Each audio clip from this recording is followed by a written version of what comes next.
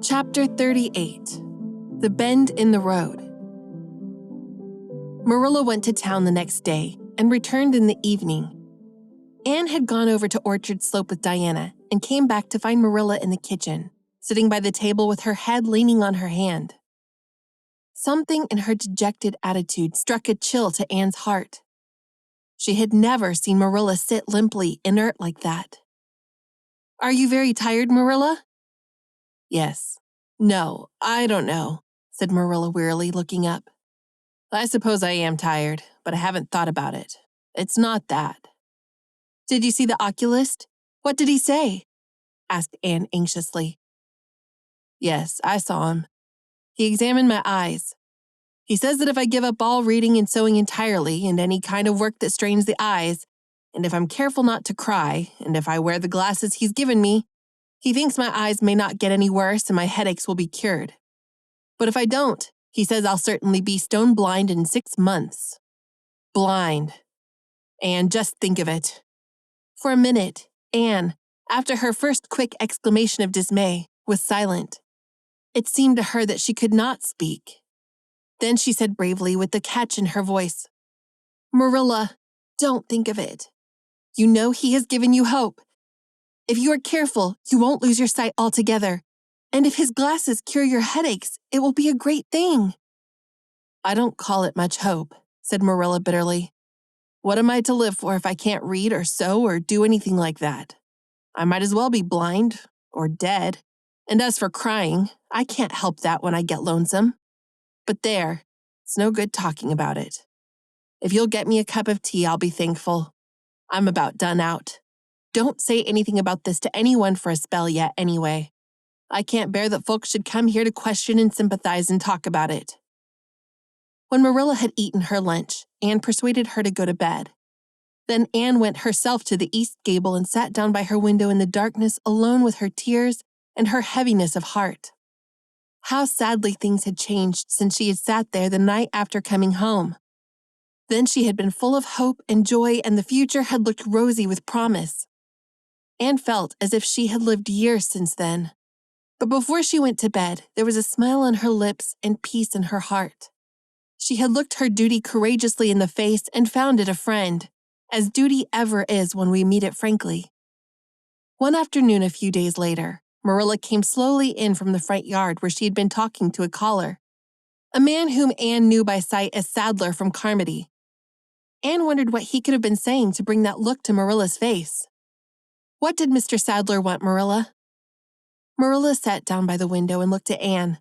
There were tears in her eyes, in defiance of the oculist's prohibition, and her voice broke as she said, "He heard that I was going to sell Green Gables and he wants to buy it."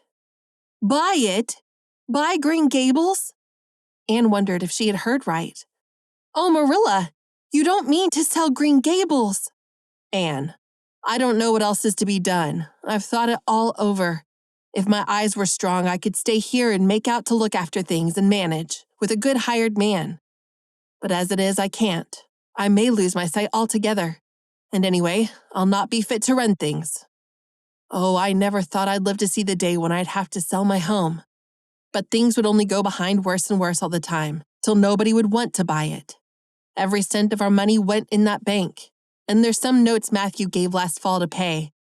Mrs. Lynde advises me to sell the farm and board somewhere, with her, I suppose. It won't bring much. It's small and the buildings are old, but it'll be enough for me to live on, I reckon. I'm thankful you're provided for with that scholarship, Anne. I'm sorry you won't have a home to come to in your vacations, that's all. But I suppose you'll manage somehow." Marilla broke down and wept bitterly. "You mustn't sell Green Gables," said Anne resolutely. "Oh, Anne, I wish I didn't have to. But you can see for yourself, I can't stay here alone. I'd go crazy with trouble and loneliness, and my sight would go. I know it would." "You don't have to stay here alone, Marilla. I'll be with you. I'm not going to Redmond." "Not going to Redmond?" Marilla lifted her worn face from her hands and looked at Anne. "Why, what do you mean?" "Just what I say. I'm not going to take the scholarship. I decided so the night after you came home from town. You surely don't think I could leave you alone in your trouble, Marilla, after all you've done for me? I've been thinking and planning. Let me tell you my plans. Mr. Barry wants to rent the farm for next year, so you won't have any bother over that. And I'm going to teach. I've applied for the school here, but I don't expect to get it, for I understand the trustees have promised it to Gilbert Blythe. But I can have the Carmody School. Mr. Blair told me so last night at the store. Of course, that won't be quite as nice or convenient as if I had the Avonlea School. But I can board home and drive myself over to Carmody and back, in the warm weather at least. And even in winter, I can come home Fridays. We'll keep a horse for that. Oh, I have it all planned out, Marilla. And I'll read to you and keep you cheered up. You shan't be dull or lonesome, and we'll be real cozy and happy here together, you and I. Marilla had listened like a woman in a dream. Oh, Anne, I could get on real well if you were here, I know. But I can't let you sacrifice yourself so for me. It would be terrible. Nonsense, Anne laughed merrily. There is no sacrifice. Nothing could be worse than giving up Green Gables. Nothing could hurt me more. We must keep the dear old place. My mind is quite made up, Marilla. I'm not going to Redmond. And I am going to stay here and teach. Don't you worry about me a bit. But your ambitions, and I'm just as ambitious as ever, only I've changed the object of my ambitions. I'm going to be a good teacher, and I'm going to save your eyesight. Besides, I mean to study at home here and take a little college course all by myself. Oh, I've dozens of plans, Marilla. I've been thinking them out for a week. I shall give life here my best, and I believe it will give its best to me in return. When I left Queens, my future seemed to stretch out before me like a straight road. I thought I could see along it for many a milestone. Now there is a bend in it. I don't know what lies around the bend, but I'm going to believe that the best does. It has a fascination of its own, that bend, Marilla. I wonder how the road beyond it goes. What there is of green glory and soft checkered light and shadows. What new landscapes, what new beauties, what curves and hills and valleys further on. I don't feel as if I ought to let you give it up, said Marilla, referring to the scholarship. But you can't prevent me. I'm 16 and a half, obstinate as a mule, as Miss Lynde once told me, laughed Anne. Oh, Marilla, don't you go pitying me. I don't like to be pitied, and there is no need for it. I'm heart glad over the very thought of staying at dear Green Gables. Nobody could love it as you and I do, so we must keep it. You blessed girl, said Marilla, yielding. I feel as if you've given me new life.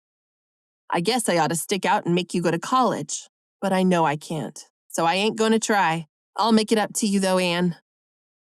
When it became noised abroad in Avonlea that Anne Shirley had given up the idea of going to college and intended to stay home and teach, there was a good deal of discussion over it. Most of the good folks, not knowing about Marilla's eyes, thought she was foolish. Mrs. Allen did not. She told Anne so in approving words that brought tears of pleasure to the girl's eyes. Neither did good Mrs. Lynde. She came up one evening and found Anne and Marilla sitting at the front door in the warm, scented summer dusk. They liked to sit there when the twilight came down and the white moths flew about in the garden, and the odor of mint filled the dewy air. Mrs. Rachel deposited her substantial person upon the stone bench by the door, behind which grew a row of tall pink and yellow hollyhocks, with a long breath of mingled weariness and relief. I declare I'm getting glad to sit down. I've been on my feet all day, and 200 pounds is a good bit for 2 feet to carry around. It's a great blessing not to be fat, Marilla. I hope you appreciate it. Well, Anne, I hear you've given up your notion of going to college. I was real glad to hear it. You've got as much education now as a woman can be comfortable with. I don't believe in girls going to college with the men and cramming their heads full of Latin and Greek and all that nonsense. But I'm going to study Latin and Greek just the same, Mrs. Lynde, said Anne, laughing. I'm going to take my arts course right here at Green Gables and study everything that I would at college. Mrs. Lynde lifted her hands in holy horror. Anne Shirley, you'll kill yourself. Not a bit of it. I shall thrive on it. Oh, I'm not going to overdo things, as Josiah Allen's wife says. I shall be medium, but I'll have lots of spare time in the long winter evenings, and I've no vocation for fancy work. I'm going to teach over at Carmody, you know. I don't know it. I guess you're going to teach right here in Avonlea. The trustees have decided to give you the school. Mrs. Lynde, cried Anne, springing to her feet in her surprise. Why, I thought they had promised it to Gilbert Blythe. So they did. But as soon as Gilbert heard that you had applied for it, he went to them. They had a business meeting at the school last night, and told them that he withdrew his application and suggested that they accept yours. He said he was going to teach at White Sands. Of course, he knew how much you wanted to stay with Marilla. And I must say I think it was real kind and thoughtful in him, that's what. Real self-sacrificing, too, for he'll have his board to pay at White Sands. And everybody knows he's got to earn his own way through college. So the trustees decided to take you. I was tickled to death when Thomas came home and told me. I don't feel that I ought to take it, murmured Anne. I mean, I don't think I ought to let Gilbert make such a sacrifice for me. I guess you can't prevent him now. He signed the papers with the White Sands trustees, so it wouldn't do him any good now if you were to refuse. Of course you'll take the school. You'll get along all right. Now that there are no pies going, Josie was the last of them. And a good thing she was, that's what. There's been some pie or other going to Avonlea School for the last 20 years, and I guess their mission in life was to keep school teachers reminded that Earth isn't their home. Bless my heart! What does all that winking and blinking at the Berry Gable mean? Diana is signaling for me to go over, laughed Anne. You must know we keep up the old custom. Excuse me while I run over and see what she wants. Anne ran down the clover slope like a deer and disappeared in the furry shadows of the haunted wood. Mrs. Lynde looked over her indulgently. There's a good deal of the child about her yet in some ways. There's a good deal more of the woman about her in others, retorted Marilla, with a momentary return of her old crispness. But crispness was no longer Marilla's distinguishing characteristic, as Mrs. Lynde told her Thomas that night. Marilla Cuthbert has got mellow, that's what. Anne went to the little Avonlea graveyard the next evening to put fresh flowers on Matthew's grave and water the Scotch rosebush. She lingered there until dusk, liking the peace and calm of the little place, with its poplars whose rustle was like low, friendly speech, and its whispering grasses growing at will among the graves. When she finally left it and walked down the long hill that sloped to the lake of shining waters, it was past sunset, and all Avonlea lay before her in a dreamlike afterlight. A haunt of ancient peace. There was a freshness in the air of a wind that had blown over honey-sweet fields of clover. Home lights twinkled out here and there among the homestead trees. Beyond lay the sea, misty and purple with its haunting, unceasing murmur. The west was a glory of soft mingled hues, and the pond reflected them all in still softer shadings. The beauty of it all thrilled Anne's heart, and she gratefully opened the gates of her soul to it. Dear old world, she murmured, you are very lovely, and I'm glad to be alive in you. Halfway down the hill, a tall lad came whistling out of a gate before the Blythe homestead. It was Gilbert, and the whistle died on his lips as he recognized Anne. He lifted his cap courteously, but he would have passed on in silence if Anne had not stopped and held out her hand. Gilbert, she said with scarlet cheeks, I want to thank you for giving up the school for me. It was very good of you, and I want you to know that I appreciate it. Gilbert took the offered hand eagerly. It wasn't particularly good of me at all, Anne. I was pleased to be able to do you some small service. Are we going to be friends after this? Have you really forgiven me my old fault? Anne laughed and tried unsuccessfully to withdraw her hand. I forgave you that day by the pond landing, although I didn't know it. What a stubborn little goose I was. I may as well make a complete confession. I've been sorry ever since. We are going to be the best of friends, said Gilbert jubilantly. We were born to be good friends, Anne. You've thwarted destiny enough. I know we can help each other in many ways. You are going to keep up your studies, aren't you? So am I. Come, I'm going to walk home with you. Marilla looked curiously at Anne when the latter entered the kitchen. Who was that came up the lane with you, Anne? Gilbert Blythe, answered Anne, vexed to find herself blushing. I met him on Berry's Hill. I didn't think you and Gilbert Blythe were such good friends that you'd stand for half an hour at the gate talking to him, said Marilla with a dry smile. We haven't been. We've been good enemies, but we have decided that it will be much more sensible to be good friends in the future. Were we really there half an hour? It seemed just a few minutes. But you see, we have 5 years lost conversations to catch up with, Marilla. Anne sat long at her window that night, companioned by a glad content. The wind purred softly in the cherry boughs, and the mint breaths came up to her. The stars twinkled over the pointed firs in the hollow, and Diana's light gleamed through the old gap. Anne's horizons had closed in since the night she had sat there after coming home from Queen's. But if the path set before her feet was to be narrow, she knew that flowers of quiet happiness would bloom along it. The joy of sincere work and worthy aspiration and congenial friendship were to be hers.